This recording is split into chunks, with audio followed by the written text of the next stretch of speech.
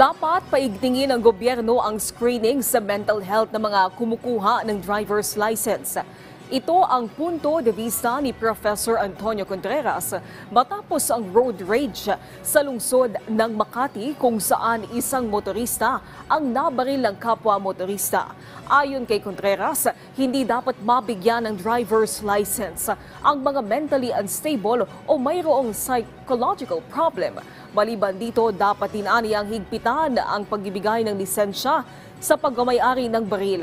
Maigi rin aniya kung muling matutuhan ng mga motorista ang pakikipagkapwa, lalo na ang pagbibigayan sa daan upang maiwasan ang away trapiko. Siguro pag masama ang loob mo, may problema ka, huwag muna mag-drive kasi baka ibuntun mo sa iba yung galit mo. Isang inosenteng buhay ang nawala.